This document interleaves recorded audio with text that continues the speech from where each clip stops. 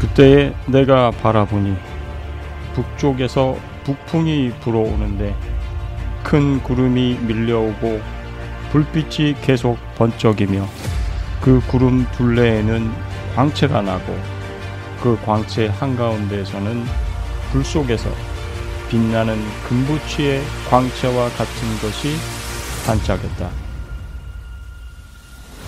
에스겔서 1장 4절.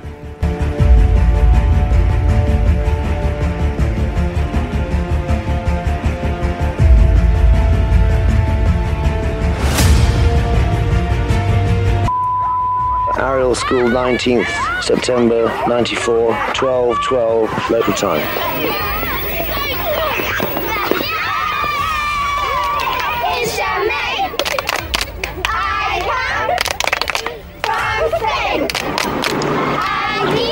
Could you tell me what you saw on Friday? Well, it was just glinting in the trees, and there was a man, and he walked towards us and he walked back again. And what does he look like? His face was like this, and his eyes were down here. Sitting on the spaceship. How do you know it was a spaceship? Wasn't it a helicopter or something like that? No. Well, it looked like it was like a disc, like a round. Did you all see something? Yes. What's your name?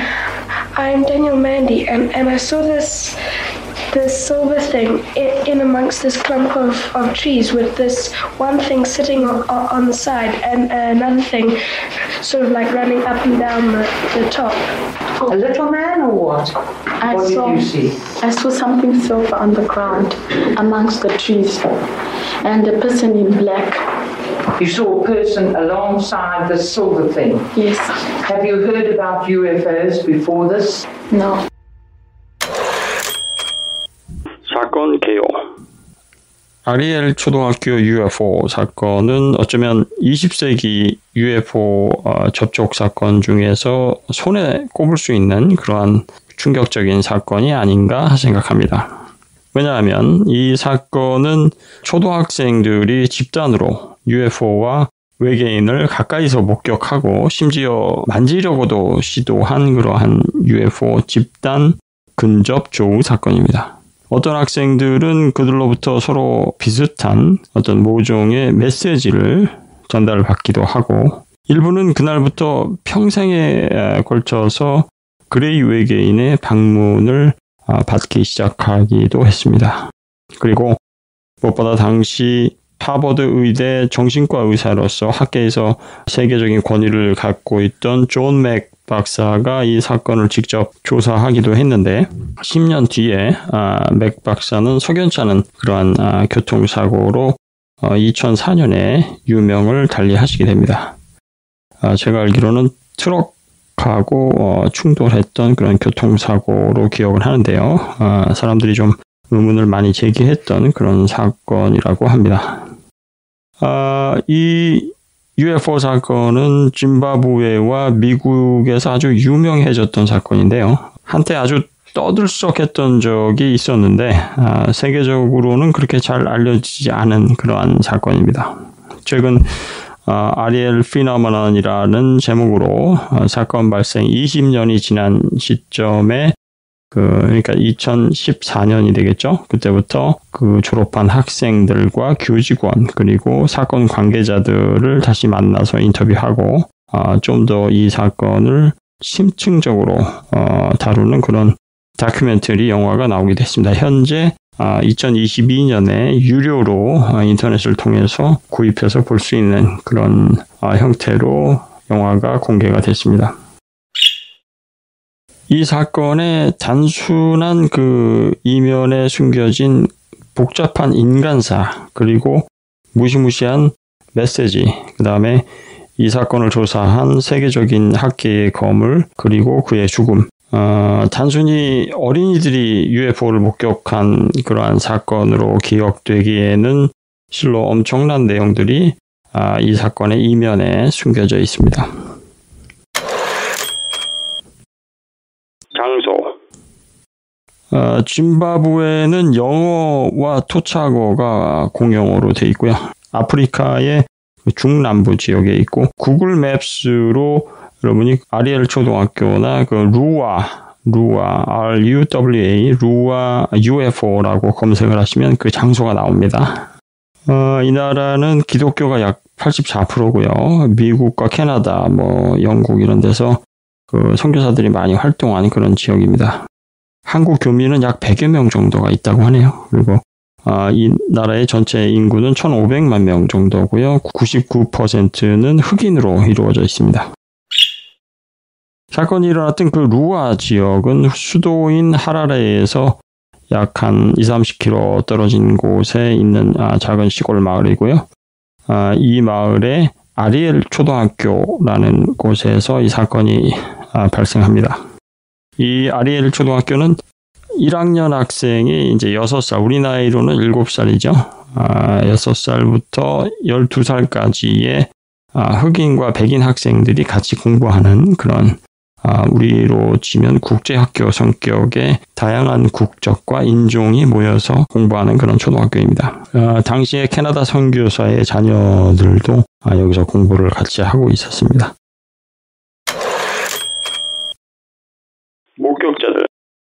목격자는 크게 마을 주민들, 인근 주민들과 또 그 다음에 60여 명의 아리엘 초등학교 학생, 이렇게 나눌 수가 있고요.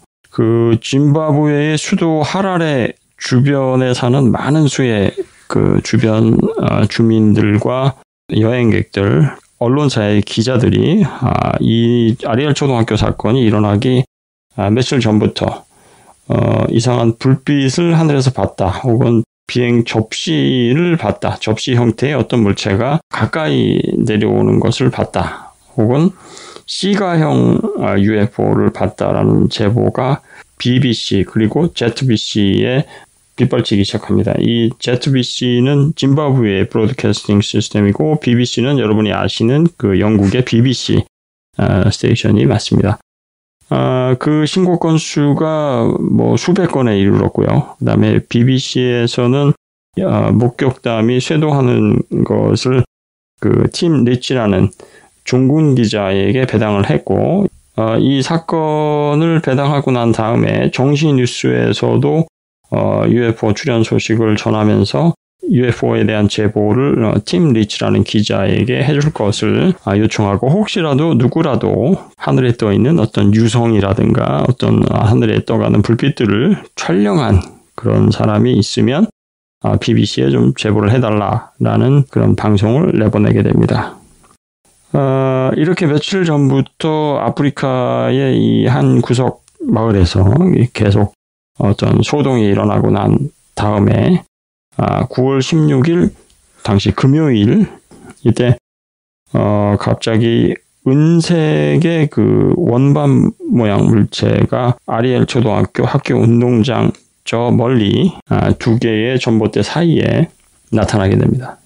물체는 여러 개의 작은 물체를 동반한 금속 디스크 형태였고, 모선격인 원반이 아이들 앞쪽으로 와서 내려앉았습니다. 그리고 그것으로부터 두 개의 생명체가 걸어 나왔고, 그중 하나가 아이들과 접촉을 가졌습니다.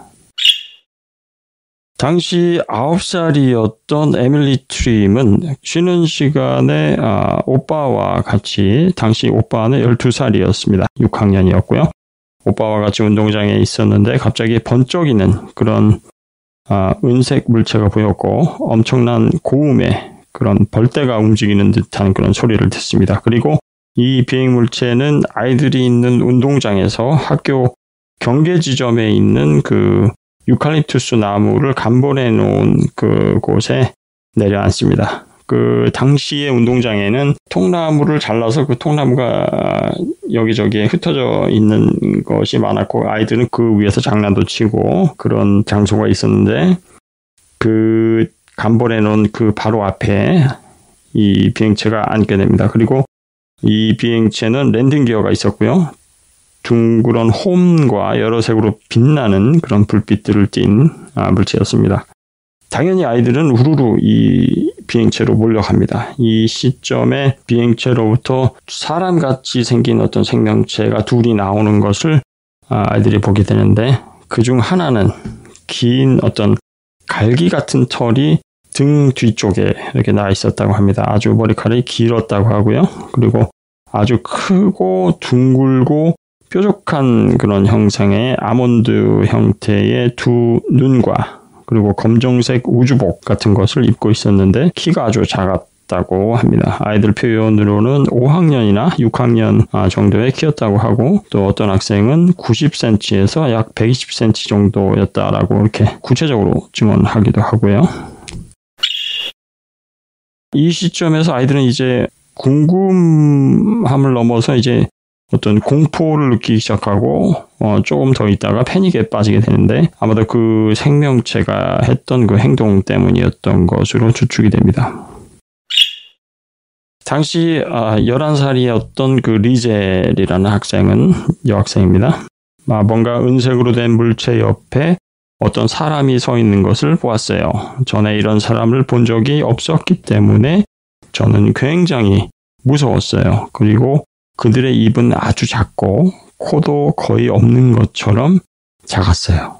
나중에 그 리젤이라는 학생이 그린 그림을 보면 랜딩 기어 위에 접시 모양의 비행차가 있고 창문과 문이 묘사되어 있는 것을 볼 수 있었습니다. 또 다른 학생 10살의 터시아는 금색의 반짝이는 물체였는데 불이 꺼졌다 켜졌다 했어요 라고 증언을 하고요. 가이라고 하는 11살 학생은 당시 아프리카에서 그 뮤폰 조사관으로 활약 중이던 신시아 힌드라는 분으로부터 조사를 받았는데 이 친구는 은색 비행물체 위에 녹색과 은색의 줄무늬가 있었고 자기 앞에 두 어린이가 울고 있는 것을 보고 다가가서 왜 우느냐고 물었는데 저 앞에 있는 두 생명체가 돌아다니고 있는데 그것이 너무 무섭다고 그렇게 대답을 어린이들이 했습니다. 한편 그 다니엘이라는 학생이 또 있었는데 이 학생은 이 생명체들에 대해서 표현하기를 마치 히피족 같았다라고 이렇게 표현을 합니다. 검은색 머리는 직모 형태로 그런 아주 반듯반듯한 형태로 되어 있었고 약간 몸집이 통통해 보였다라고 얘기를 하고 한 명은 비행체 옆부분에 그 평평한 부분에 앉아 있었고 또 다른 하나는 그 비행선으로부터 나와서 계속 돌아다녔다 이렇게 표현을 합니다.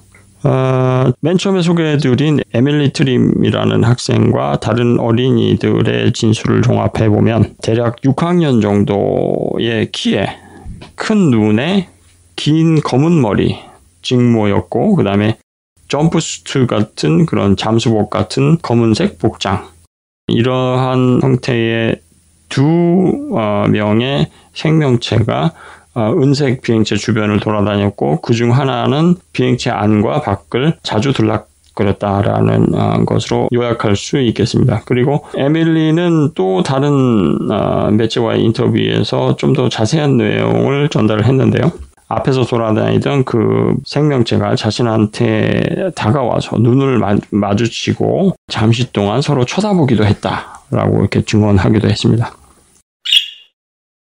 존 맥 박사는 이러한 어린이들의 그 진술이 계속 일관되게 반복되는 것을 캐치를 하게 됩니다. 그리고 또 다른 학생 중에 엠마라는 학생은 저는 커다란 눈을 가진 외계인들이 몸에 딱 달라붙는 검은 옷을 입고 공중으로 한 1m 정도 껑충 뛰어올랐다가 갑자기 사라졌다가 다시 나타났다 하는 그런 모습을 봤어요.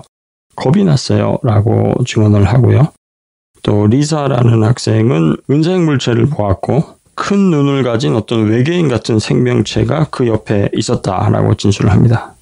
그리고 또 다른 어떤 학생은 땅에 통나무를 쌓아놓은 곳에서 놀고 있다가 반짝이는 어떤 물체가 나타나서 우리 모두 그곳으로 다 같이 달려갔고요. 거기서 2명의 검은 옷을 입은 사람이 나왔어요. 큰 눈을 가졌고 몸에 꽉 끼는 검은 옷을 입었어요. 그리고 아주 작은 코와 입이 있었다라고 생각했는데 확실히 코와 입을 보지는 못했어요.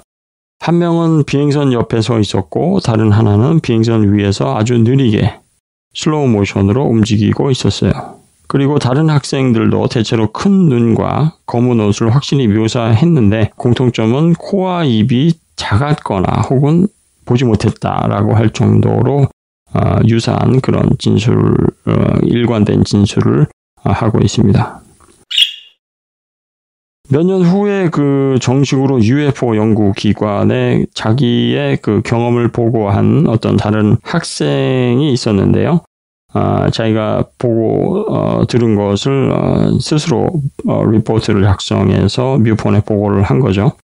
자신이 본 것은 학교로부터 약 500m 정도 떨어진 곳에 바위 위에 그 완벽한 타원형 모양의 물체가 떠 있는 것을 그 숲을 사이로 보았고, 그 비행체의 표면이 번쩍이는 것처럼 보였다고 했습니다. 그리고 옆에 있던 친구가 그 비행체에서 나온 2명의 그 생명체의 등 뒤에 검은 머리칼 같은 갈기가 있었다라고 진술을 하고요.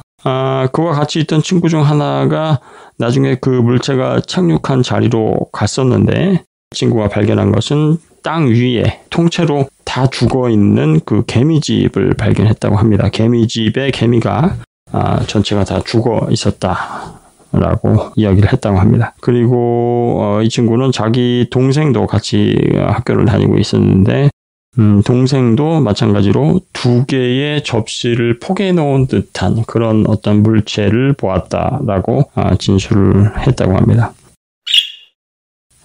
이 소동을 잠시 한번 정리를 하겠습니다. 1994년 9월 16일 금요일, 교사분들께서는 마침 교직원 회의를 그때 하고 있었는데, 그래서 아이들 쉬는 시간이 조금 늘어났다고 합니다. 200여 명의 학생이 그 쉬는 시간 동안에 운동장에 나와 있었고, 이 중에 약 60여 명이 인터뷰에 참여해서 자신들이 본 것을 설명을 했는데, 사실 여기서는 대다수의 1, 2학년 학생이 배제가 됐고요. 그 친구들의 어떤 정신 건강이나 그 친구들의 안전을 고려해서 어른들이 인터뷰를 하진 않았습니다. 3학년 이상 되는 학생들을 우선적으로 인터뷰를 했고요. 그리고 너무 트라우마를 보이는 학생들 역시 배제가 됐습니다. 그래서 인터뷰에 참여한 학생만 60여 명이고, 실제로는 100명 이상이 그걸 보았습니다. 이 사건이 진행되는 동안에 학생들이 그 교무실에 뛰어들어가서 선생님들에게 뭐 이상한 것이 나타났다 하고 소동을 피면서 얘기를 했는데, 선생님들은 아쉽게도 당시에 전혀 믿질 않았고, 그런 소리 하지 말고 나가라, 그런 것은 없다라고 그렇게 아이들을 진정시키려고 했다고 합니다. 그리고 아리엘 초등학교는 학부모가 자원봉사식으로 근무하는 스낵바가 하나 있었다고 하는데요. 여기에 학부모 한 분이 같이 이 소동을 겪었는데, 아쉽게도 이 매점 안에 있는 현금, 음식, 뭐 이런 물품 때문에 아이들이 그 난리를 치는데 나가지 못했다고 합니다. 수십 명, 수백 명이 지금 밖에서 엄청나게 비명 소리가 났고 막 소란을 일으키고 운동장이 발칵 뒤집어졌는데, 매점을 지켜야 된다는 것 때문에 나가지 못해서 단 한 명의 어른들도 목격자가 되지 못했던 매우 좀 안타까운 포인트가 있긴 합니다. 하지만 여기가 아프리카하고 또 초등학교라는 것과 그리고 1994년이라는 것을 감안하면은 이해가 가기도 합니다. 다수의 학생 중에서 일부는 2명의 그 생명체, 혹은 그 이상의 어떤 외계 생명체가 비행체에서 나와서 활동하는 것을 관찰을 했고, 그 중에 또 일부는 지근거리에서 눈을 마주치고 또 손을 뻗어서 그 외계인을 만져보려고 행동을 했던 한 어린이도 있습니다. 이 어린이는 약 한 1피트에서 3피트 이내의 거리에서 접촉을 했다고 하니까 마주 선 거죠. 1피트면 30cm니까 거의 껴안지만 않았지 거의 마주했다고 보면 되겠습니다. 그리고 그 와중에서도 또 몇몇의 어떤 어린이는 그 생명체와 눈을 마주치는 것에 그치지 않고 눈을 마주치고 있는 동안에 어떤 그림 같은 그런 메시지, 그림으로 이해가 되는 그런 메시지를 그 마음으로 전달받았다고 합니다. 그러니까 텔레파시 같은 그런 느낌이겠죠. 그런 어떤 생각으로 어떤 이야기가 전달되는 것을 느꼈다라고 주장하는 그런 어린이도 있었고요. 그리고 초반에 그 소개시켜드렸던 에밀리 트림이라는 학생에 따르면은 그 커뮤니케이션은 마치 수천 장의 이미지가 머릿속으로 한 번에 들어오는 그런 느낌이었다고 하고, 이 생명체들은 절대 소리를 내서 말을 하거나 하는 법이 없었다고 합니다. 그리고 아주 극소수의 어린이들은 어떤 모종의 대화를 나누기도 했는데요. 대화의 내용 중에 그러니까 언어적인 입으로 소리를 내는 그런 언어적인 커뮤니케이션은 아니었고 생각으로 하는 텔레파틱한 그런 커뮤니케이션이었는데 4-5명의 어린이들은 그들이 자신들과 같이 좀 가줄 것을 강력하게 암시하는 그런 느낌을 받았다고 합니다. 같이 떠나자라는 그런 이야기를 마음속으로 전달을 해준 거죠. 하지만 학생들은 조금 망설이다가 가면 안 되겠다라는 결심을 하고 가지는 않았다고 그렇게 얘기를 합니다. 만약에 여기서 그들과 같이 떠나버린 아이가 있었다면 이거는 또 사건이 커졌겠죠. 아마 무슨 테러 사건이나 어떤 납치 사건으로 이게 변질이 돼서 완전히 다른 방향으로 갔을 수도 있습니다. 당시 11살의 살마 시딕, 흑인 학생인데요. 이 학생은 어린 동생하고 같이 운동장에 있었는데 다른 목격자들하고 똑같이 2대의 비행체를 보았고 다른 어떤 생명체들이 나왔고 이런 내용들은 여타 친구들이 하는 주장과 같습니다. 하지만 살마의 경우에 상당히 특별했던 그런 것이 있었는데요. 살마는 바로 1m 이내에서 이 외계인들하고 마주쳤고 얼굴을 마주한 상태에서 서로의 눈을 응시하는 그런 형태로 대화를 나눴다고 합니다. 정말 비현실적이었고 처음엔 약간 겁도 났어요 라고 얘기를 하는데 살마의 얘기입니다. 잠수복 같은 것을 입은 1m 정도의 키에 몸에 털은 없었어요. 그러니까 이 외계인들을 정면에서 바라본 친구들은 등 뒤에 난 털을 보지 못한 것 같습니다. 그 멀리서 이 외계인들이 막 뛰어다니고 여기저기 활동하는 것을 본 학생들은 몸의 뒤쪽에 갈기 같은 털이 있는 것을 보았고, 이렇게 같이 너무 가까이에서 접촉한 그 친구들은 털을 보지 못했던 거죠. 그가 분명 나를 의식하고 있었어요. 저도 한동안 넋을 잃고 바라보고 있었어요. 그리고 약간 호기심이 생기기 시작했는데요. 공포스럽지는 않았어요. 하지만 완전히 이상한 느낌을 받았고요. 그 다음에 놀라운 경험이었습니다. 이렇게 살마가 얘기하는데 살마의 그 경험 중에서 좀 특별한 게 2가지 있습니다. 하나는 이 비행체가 눈 앞에서 깜빡였다는 거죠. 그러니까 불빛이 깜빡였다는 얘기가 아니라 마치 영화에서 그 특수효과로 사람이 사라졌다 나타났다 하는 것처럼 물체가 완전히 없어졌다가 또 나타났다 하는 것처럼 깜빡깜빡했다는 겁니다. 분명 바로 앞에 있는데 눈에 보였다 안 보였다를 계속 반복했다는 거죠. 그리고 또 한 가지는 이 사건이 진행되는 동안 살마는 시간이 마치 멈춘 것 같은 그런 느낌을 받았다. 그러니까 시간이 흐르긴 흐르는데 자신과 그 마주한 그 외계인과 자신만 시간이 정지했고 주변에는 시간이 마치 천천히 흘러가는 것 같았다라는 그런 주장을 합니다. 이 사건에서 다른 아이들이 공통적으로 그 소수지만 몇몇은 이 똑같은 주장을 하기도 합니다. 지금 인터뷰에 나온 아이들이 한 4-5명 정도가 어떤 그 메시지를 받거나 커뮤니케이션을 했다, 대화를 나눴다라고 하는 아이들이 공통적으로 주장하는 것이 시간은 마치 정지한 것처럼 생각이 들었다라는 그런 공통점이 있습니다. 이러한 특징은 아마도 그 아리엘이 아닌 그 전혀 다른 사건에서도 UFO 접촉자들이 주장하는 또 그런 내용 중에 하나이기도 합니다. 그 UFO가 아니더라도 중력과 시간에 대해서 조금 관심이 있으신 분들이라면 어떤 공간, 중력, 시간 이게 모두 연관이 있다는 것을 인지를 하실 텐데요. 제 개인적인 생각에 중력을 조절해서 어떤 자신들이 여행을 하는 그런 능력을 갖고 있는 그 정도의 기술이라면 분명 중력과 공간하고 관계되는 밀접한 연관이 되는 그 시간도 어느 정도 통제할 수 있는 그런 기술이 있지 않을까라는 그런 생각을 해봅니다. 심장이 쿵쾅쿵쾅 아주 빠르게 뛰는 그런 와중에도 이 살마는 모든 사물이 느리게 움직이고 마치 시간이 거의 정지한 것만 같은 그런 느낌을 강하게 받았다고 합니다.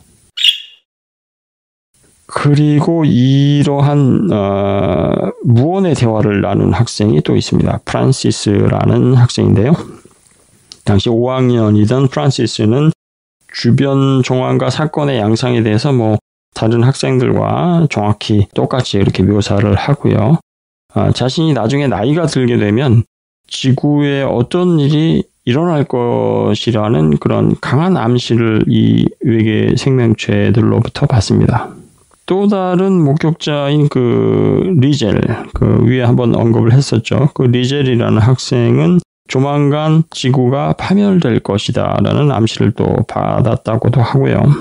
그 이유는 지구인들이 지구를 잘 돌보지 않기 때문이다. 이렇게 얘기를 합니다. 이렇게 몇몇 학생들이 아주 가까운 접촉을 하고 텔레파시로 대화를 나누는 동안에 또 다른 학생들은 공포에 질려서 소리치면서 교실과 교무실 그리고 스낵바를 향해서 달려갔습니다. 스낵바에 근무하던 그 학부모가 앨리스 커크맨이라는 학부모인데요. 나중에 그 인터뷰에서 뭐라고 그랬냐면 내가 아이들이 하는 말을 믿었다고 하더라도 그 현금하고 먹을 것이 가득한 그런 가게를 떠날 수는 없었을 거예요 하고 이렇게 얘기를 합니다. 지금 생각해보면 좀 무던한 그런 아주머니죠. 당시 아프리카가 이제 루안다 내전도 있었고 상당히 주변에서 전쟁 상황이 많이 있었기 때문에 이해가 가기도 하는데 약간 코미디 같기도 합니다. 그 장면을 상상해 보시면 아이들이 막 소리치면서 돌아다니고 난리를 치고 있는데 나는 과자를 지키고 있어야 되니까 나갈 수 없다. 너희들 좀 조용히 해라. 그런 헛소리 하지 마라. 저라도 그랬을 것 같기도 합니다. 다른 학생들은 초반에 말씀드린 대로 교직원 회의를 하는 교무실로 달려가서 그 UFO 착륙 사실을 아주 숨가쁘게 전하고 선생님들한테 나와보시라고 막 체근을 하지만 선생님들은 UFO 같은 것은 없다라고 간단하게 그냥 처리를 해버리죠. 그런데 나중에 이런 그 어른들의 태도를 그 존 맥 박사가 좀 지적을 합니다. 존 맥 박사는 소아청소년하고 어른들의 그 정신의학 중에서도 또 트라우마 관련된 것을 치유하는 그런 것을 전공으로 하는 그런 정신과 의사인데요. 예를 하나 들자면 그 에밀리 트림의 오빠, 당시 12살 6학년이었던 그 에밀리와 에밀리 트림의 오빠는 부모님이 선교사였기 때문에 그들의 종교적인 가치관과 정면으로 배치되는 그런 사건에 아이들이 그 충격과 트라우마를 겪자 곧바로 짐을 싸서 바로 다음날 캐나다로 돌아오게 됩니다. 그래서 특히 에밀리는 굉장히 그 평생에 걸친 트라우마와 고립감, 정신적인 어떤 황폐된 그런 느낌, 그런 거. 그러니까 있으면 안 되는 그런 어떤 물건을 봤을 때 사람은 정신이 황폐해집니다. 현실에 집중할 수가 없는 것이죠. 친구들로부터 왕따를 당하게 되고 괴물이 되고 사회에 적응하지 못하는 부적응자가 되는 것이죠. 그런 증상이 더 심각하고 더 악화되는 그런 원인으로서 존 맥 박사는 부모님들의 그 태도를 지적을 합니다. 그런 일은 없다. 그럴 리가 없다. 너희들이 잘못 봤다. 너희들이 잘못된 것이다. 이렇게 대응을 해버리면 설사 아이들이 무엇을 잘못 보았더라도 그 정신적인 상처가 골이 깊어지게 되는 것이죠. 그래서 존 맥 박사는 어른들한테 당부를 합니다. 이야기를 들어줘라. 자꾸 이야기하게 만들어라. 이야기해서 일반화시키고 객관화시키고 그것이 사건에 대해서 묻어내질 때까지 이야기를 하는 것이 좋다라고 설득을 합니다. 그래서 많은 사람들이 정신의학계의 이 거물이 와서 그런 적절한 치료가 될 수 있는 그런 어드바이스를 해주어서 상당히 많은 수의 학생들이 도움을 많이 받았습니다. 하지만 도움을 받지 못하고 바로 출국해버린 그 남매들은 가슴에 커다란 상처를 안고 아주 평생을 우울하게 살아가게 됩니다. 사건 조사. 물론 사건 당시와 그 직후부터 줄곧 아이들의 목격담, 그리고 아이들이 그린 그림, 그리고 체험한 내용들을 생생하게 전달받은 최초의 어른들은 선생님들이었습니다. 하지만 제가 말씀드린 것처럼 그들은 처음에 전혀 마음의 준비가 되어 있지 않았습니다. 대낮에, 그것도 학교에서 교직원들이 회의를 하고 있는데 아이들이 갑자기 뛰어들어와서 UFO를 봤다고 하고 외계인이 튀어나왔고 텔레파시로 대화를 나눴다. 이렇게 얘기하는데 당시 1994년 아프리카에서 적절하게 대화를 할 수 있는 사람이 어른이 몇 명이나 있을 수 있을까요? 제가 아리엘 피노메나를 보면서 그나마 아이들이 그래도 학교를 계속 다닐 수 있고 상당히 그래도 적응해 나가고 충격을 극복할 수 있었던 거는 초등학교의 교장 선생님 덕이라고 저는 생각을 했는데요. 그분을 제외하고 나머지 사람들은 상당히 당황하고 어떻게 해야 될지 모르는, 오히려 그 이야기를 전달받은 선생님들이 더 패닉에 빠지는 그런 일이 발생을 합니다. 왜냐하면 아이들이 목격한 그 사건에 대해서 전말에 대해서 그림으로 일관된 진술을 하고 아이들이 본 것을 그림으로 그려서 그거를 각 반에 있는 내용들을 반별로 정리를 해서 비교를 나름대로 해보니까 정말 놀라운 결론이 나온 것이죠. 아이들이 본 것이 어떤 것이고 경험한 것이 어떤 것인지가 명징하게 드러난 것입니다. 그래서 오히려 사건을 조사했던 선생님들이 더 오히려 패닉에 빠지는 그 정신적인 공황 상태에 빠지는 그런 일이 발생하게 되는데요. 차후에 그 존 맥 박사와 교직원들이 같이 그렇게 회의를 하고 극복해가는 그런 내용들을 다큐멘터리에서 확인을 해보면 이 교직원들도 역시 존 맥 박사의 도움을 많이 받습니다. 이 사건 직후에 그 뮤폰 아프리카 지부에서 신시아 힌드라는 그 조사관이 나와서 정식으로 조사를 하고 방송국과 또 뉴욕에서 이렇게 존 맥 박사 찾아오고 이렇게 일이 좀 진지하고 신실한 방향으로 사건이 흘러가니까 이 선생님들도 전체 교직원에서 한 명을 빼고 나머지는 아이들의 이야기를 그대로 들어주는 그런 태도의 중요성에 대해서 인지를 하고 그리고 아이들을 안심시키고 아이들을 치유하는 데에서 진심으로 아이들을 또 대하게 됩니다. 실제 이 사건 이후에 밤마다 오줌을 지리는 그 어린 학생들도 많이 있었다고 합니다. 그래서 굉장히 어려움을 많이 겪었고요. 또 이날 이후로 잠을 설치는 그런 교직원도 많이 있었다고 합니다. 학부모. 이 학교에서 이런 소동이 있고 그 사건을 처음 전해들은 사람들은 당연히 선생님들이지만 당연히 그 다음 2차로 가장 먼저 이 소식을 접한 사람은 당연히 학부모였습니다. 학부모들 중에서는 이미 하루 이틀 전에 아이를 등하교시키는 그런 부모님들이 있겠죠. 그 하늘에 떠 있는 어떤 C가형 UFO를 본 그런 학부모도 있었고요. 또 주변에 사는 그런 학부모들은 접시 모양 비행체가 떠 있는 걸 봤다라고 하는 사람도 있었고, 이런 내용들을 BBC 팀 리치 기자에게 많이 제보를 많이 했습니다. 그리고 며칠 전부터 하라레 지역에 출몰한 UFO 때문에 그 BBC에서 계속 긴급 방송을 편성하고 뭐 계속 제보를 받는다는 내용을 계속 얘기를 하고 그래서 잘 인지를 하고 있던 그런 상황에 이런 일이 벌어진 거죠. 그래서 이 사건이 일어날 당시에도 그 UFO에 대한 내용에 대해서 어느 정도 익숙해진 상태에서 이 소식을 접하게 됐고, 하지만 일부 부모들은 아이들을 다른 데로 전학시키거나 출국시키거나 아주 극단적인 그런 대처를 했기 때문에 아이들이 부작용이 심했던 친구도 있고, 하지만 대다수의 학부모들은 집단적으로 교육을 받습니다. 따로. 그래서 존 맥 박사의 그 강연을 듣고 또 여러 가지 조언을 듣고 잘 유연하게 대처를 한 덕분에 잘 넘길 수 있었습니다. 뮤폰 조사원 신시아 힌드. 그리고 이 사건을 최초의 그 뮤폰 조사원으로서 담당했던 조사원 신시아 힌드 씨가 있는데요. 사실 이 사건이 일어나고 최초로 처음부터 아이들의 주장을 진지하게 들어주고 아이들에게 힘을 실어주고 그들을 보호하려고 했던 사람은 이분입니다.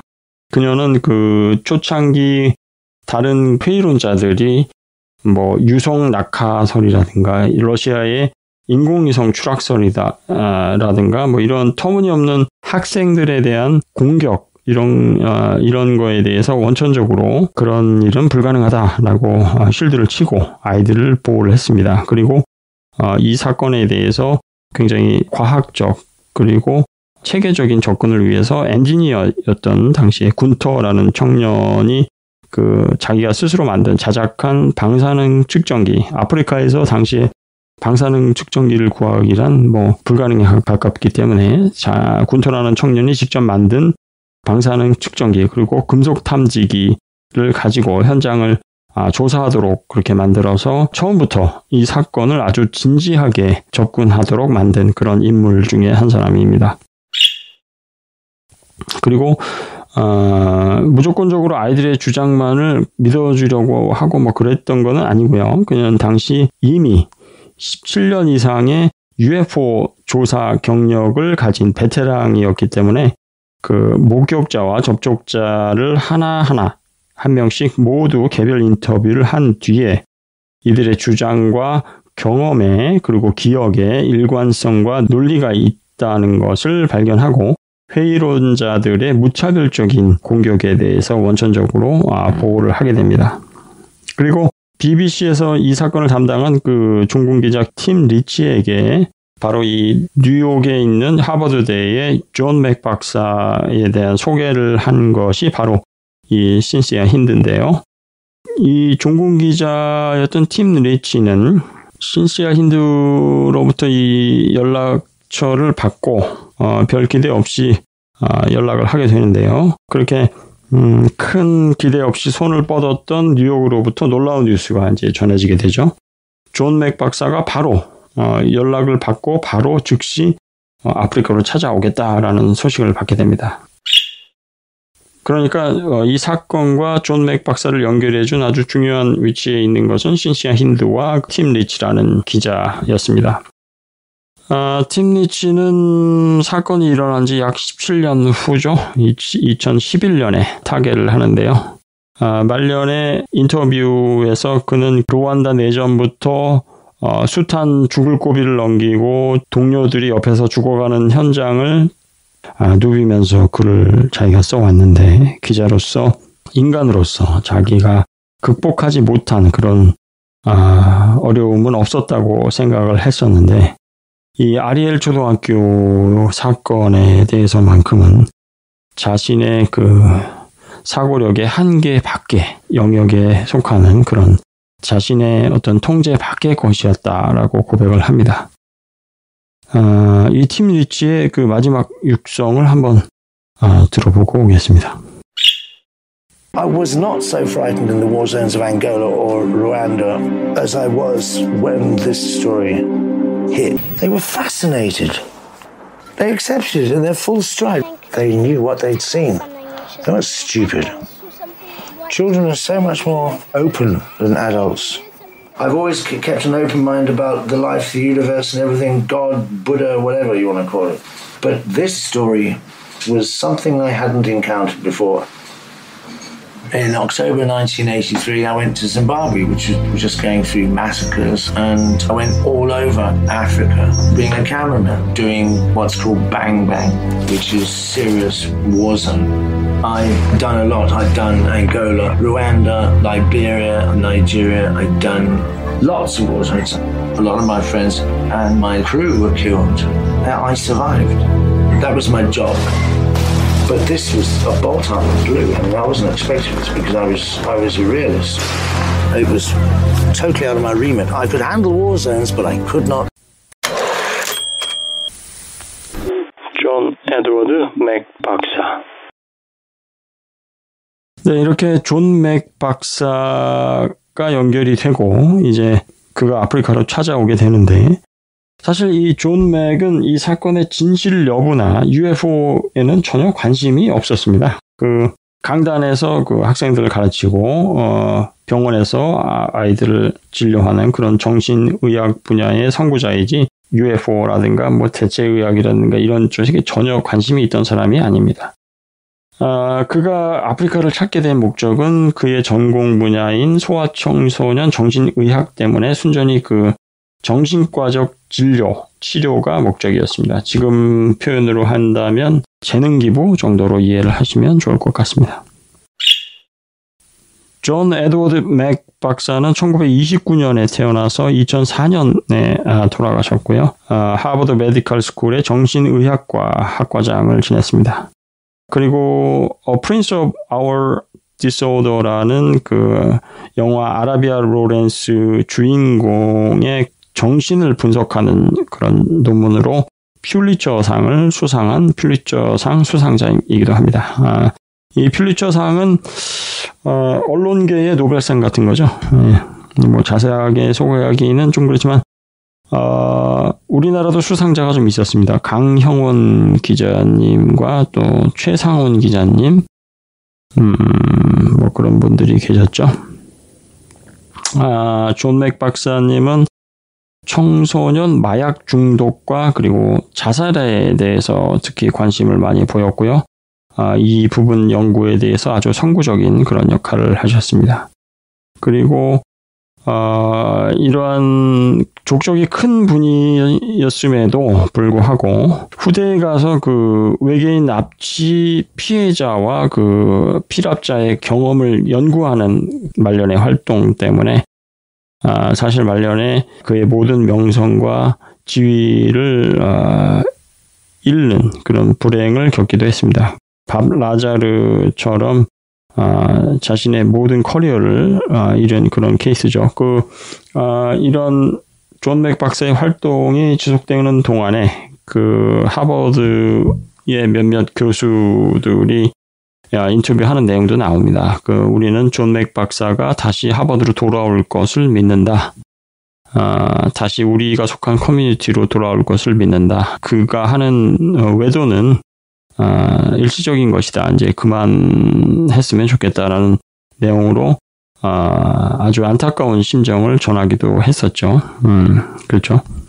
우리로 치면은 뭐 서울대 의대 교수님이 갑자기 UFO 연구하는 그런 격이죠. 나락으로 떨어지는 지름길이죠. 이분은 그 뉴욕 태생이시고요. 그 독일 계통입니다. 그리고 기독교 집안이고 교육자 집안에서 태어났습니다.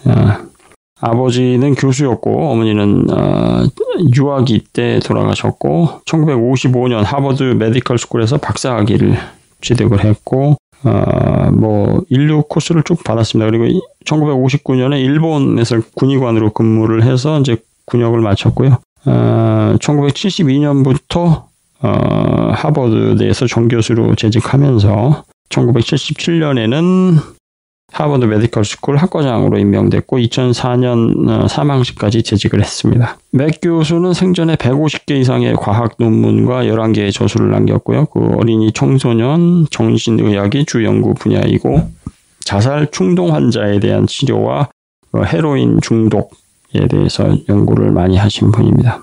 존 맥 박사의 평생의 연구 테마는 한 줄로 요약이 될 수 있는데요. 그 한 개인이 세상을 바라보는 관점이 그 인간관계에 어떤 영향을 미치는지 그런 연구를 하는 것이 그의 평생의 연구 테마였다고 합니다. 그러니까 한 사람이 세계를 바라보는 세계관이 있을 것 아니겠습니까? 그 세계관에 따라서 인간관계가 어떻게 형성되고 어떻게 진행되는지에 대한 연구를 했던 분입니다. 맥 박사는 또한 청소년의 자살 문제, 악몽, 그런 꿈 같은 주제에 대해서 개인 차원의 그런 세계관을 대입시켜서 임상 연구 주제로 삼아왔고요. 마침내 Prince of Disorder, 그러니까 1977년 영국 장교 T. 로렌스의 삶에 대한 그런 전기 연구라는 그런 주제로다가 퓰리처상을 수상한 바 있습니다. 현장 인터뷰. 존 맥과의 인터뷰에서 한 흑인 남학생은 또 이렇게 얘기합니다. 외계인의 생김새를 종이에 좀 그려달라는 존 맥의 요청에 외계인의 생김새를 자세하게 그리면서 우리가 흔히 보는 그런 그레이 외계인의 형상이었고요. 이 친구가 얘기하기를 몸이 아주 많이 떨리고 아주 무서운 생각이 들었어요. 그리고 눈빛이 아주 기분 나빴는데 마치 아이를 한 번도 보지 못한 할머니가 쳐다보는 그런 눈빛이었어요. 이 친구의 표현이 좀 그 나이에 걸맞는 재미있는 표현인데요. 아이를 한 번도 구경해보지 못한 어떤 무서운 할머니가 쳐다보는 것 같은 그런 눈빛이었다라고 증언을 합니다. These eyes, did you look at them? Yes. What feeling did that give you when you looked in the eyes? It made me shake a little. Made you shake? It was a terrifying feeling. A what? A terrifying feeling. And what made it terrifying? The way he was looking at me. How did he look at you? Strangely, like an old woman who hasn't seen a kid before. Like an old what? An old woman who hasn't seen a kid. An old woman who hasn't seen a kid before? He stares like this. 네, 아주 그 나이 때에 어울리는 그런 재미있는 표현으로 자신의 경험을 이야기해주는 그런 증언이었습니다. 이 남학생의 이름은 푼가이라고 하는데요. 이 푼가이한테 맥 박사가 묻습니다. 푼가이, 내 생각에 이 사람들이 왜 여기에 왔다고 생각하니? 제 생각엔 지구에 뭔가 일이 있을 것 같아요. 어떤 거? 몰라요. 뭔가 공해 같은 것, 그런 것이 떠올라요. 그래? 그럼 그런 생각은 어떻게 해서 머릿속에 떠오른 거야? 그 외계인이 눈으로 쳐다볼 때 그런 생각이 제 머리로 전달되었어요. 라고 얘기합니다. Fungi, what do you imagine is his reason for visiting Earth? I think it's about something that's going to happen. Something that's going to happen? Yes. Like what? There's pollution or something. Pollution? Yes. And how did he get that idea of pollution across to you? The way he was staring. The way he was staring? Yes. 아리엘 피너문한 다큐멘터리의 상당히 중요한 부분을 차지하는 인터뷰가 리즐 필드와 맥 박사님이 나눈 대화 내용인데요. 존 맥 박사가 이렇게 묻습니다. 그 사람들이 너에게 미래에 대해서 뭐라고 말하고 싶어 했다고 했는데 그게 어떤 내용이었는지 한번 알려주겠니? 리즐 필드는 이렇게 답을 합니다. 세상에 있는 모든 나무가 쓰러지고 숨 쉴 수 있는 공기가 다 없어져서 사람이 죽을 것이라고 그렇게 생각이 들었어요. You were saying that you thought that they maybe were trying to tell us something, like about the future. Can you say more what your thought is, or what was it like?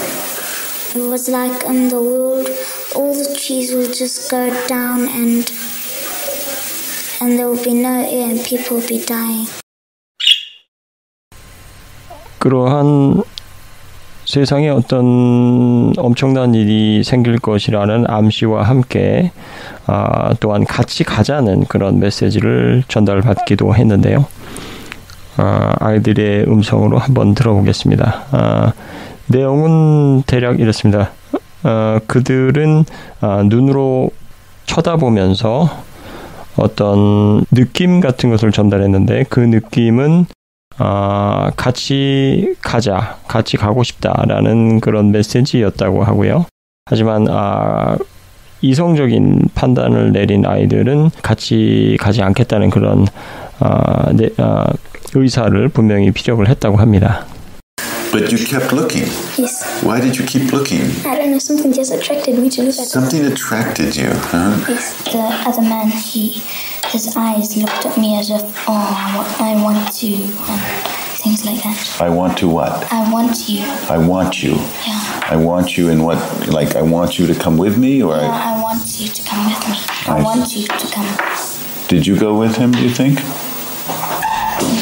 No, only my eyes went with him. Your eyes went with and him. And my feeling. And your feeling went with him. So was there a part of you that wanted to go with him? Yeah. That felt like drawn to go with him? Yeah. Okay, so can you say what that felt like?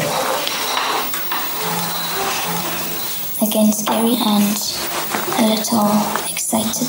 Yeah. And a little I shouldn't go. Yeah. And yet I want to go. Yeah. Yeah.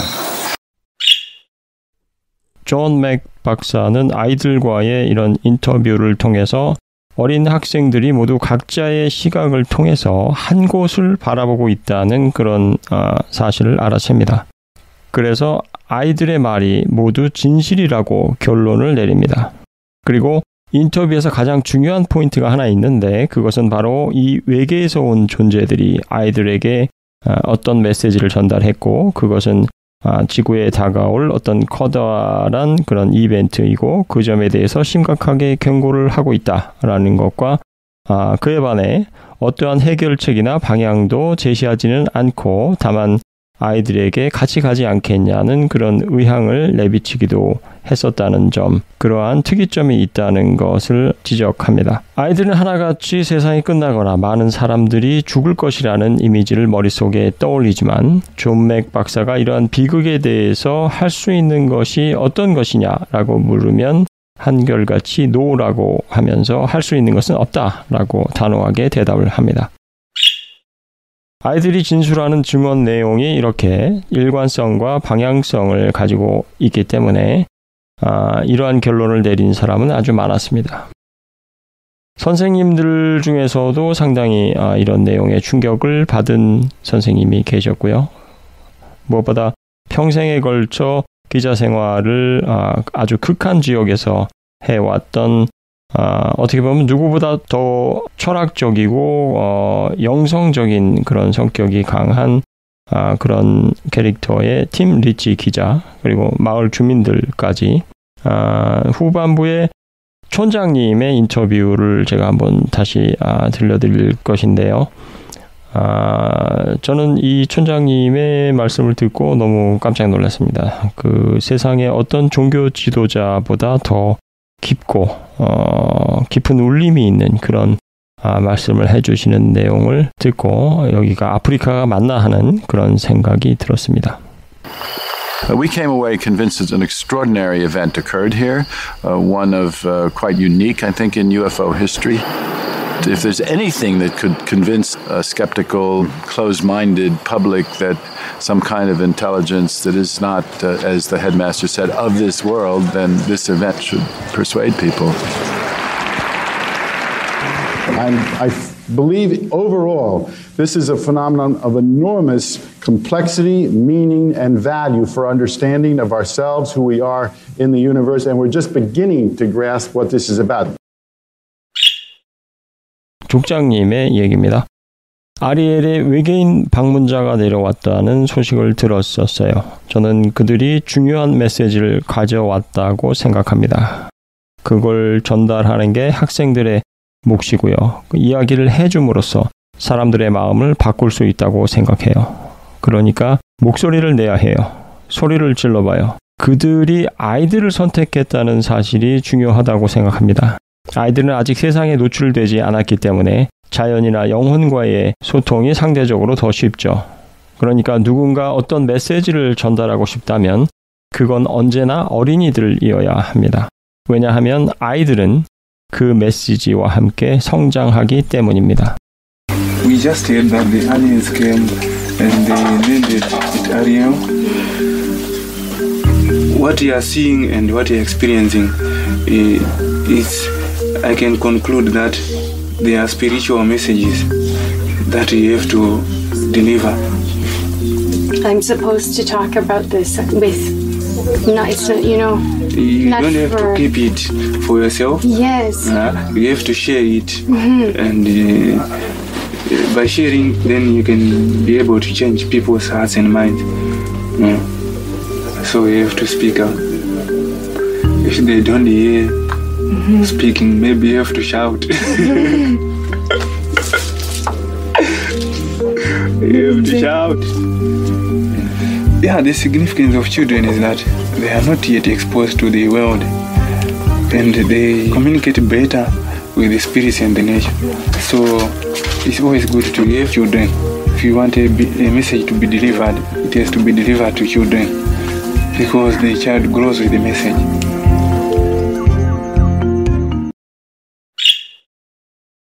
맥 박사는 아리엘 사건을 기점으로 그의 공식적인 커리어의 내리막 곡선을 그리게 됩니다. 반대로 그의 인간 탐구의 여정은 정점을 향한 상향 곡선을 타게 되었습니다. 그가 내린 결론은 이렇습니다.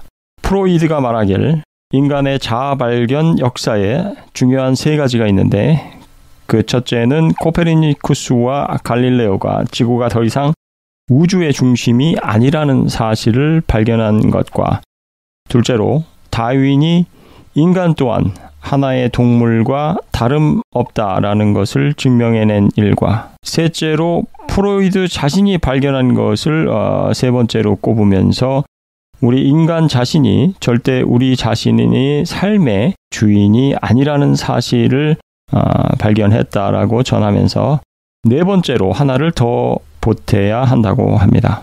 그건 바로 우리 인간이 우주에서 가장 진보한 지적 생명체가 아니라는 사실이라고 말입니다. I really think human egoism in the broadest sense is what is at stake. Our sense of value, our sense of who we are. Are we powerful? Are we in charge of our own fate? Freud said there's three big blows to human egoism, and the first was the discovery by Copernicus and Galileo that the Earth was not at the center of the cosmos. Second was Darwin's finding that we're not particularly different from the other animal species. Freud claimed his was a third, that we're not really in charge of our own individual lives. And this, I think, could be a fourth. We're far from being the most intelligent or advanced creatures in the cosmos.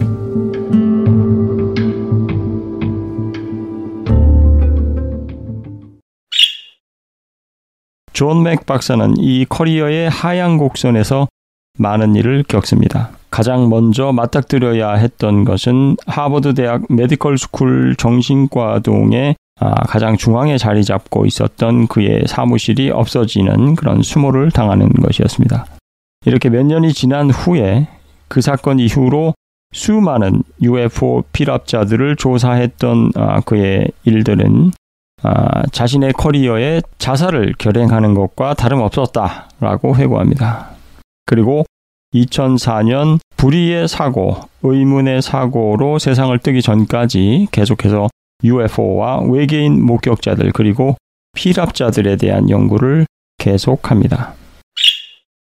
팀 리치 기자는 당시에 그 자리에 있던 것은 자신에게 무한한 행운이었으며 아리엘 사건은 자신의 마음을 열어주고 삶과 우주에 대해 새로운 시각을 눈뜨게 해준 일이었다고 고백을 합니다. 팀 리치 기자 역시 이 사건을 정점으로 자신의 커리어에 내리막을 걷고 BBC에서도 쫓겨나는 수모를 겪었지만 인간 팀 리치 자신으로서는 이 사건이 자신에게 너무나도 행운의 그리고 축복의 사건이었으며 자신의 사고의 지평을 열어준, 우주에 대한 시각을 넓혀준, 세상에 대한 눈을 뜨게 해준 고마운 사건이었다고 고백을 합니다. 팀 리치 기자의 인터뷰를 마지막으로 오늘 아리엘 초등학교 UFO 집단 컨택 사건을 마치겠습니다.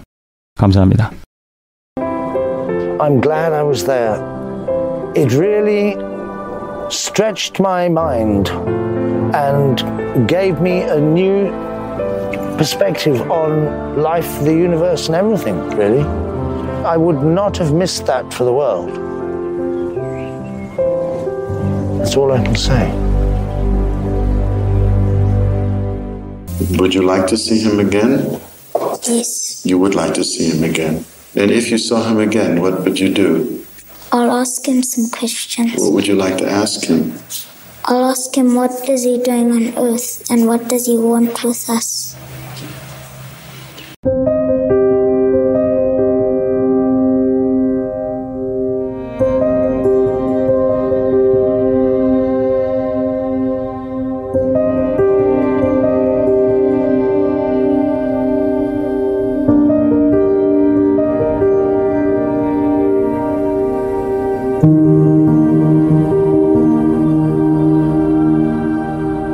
you.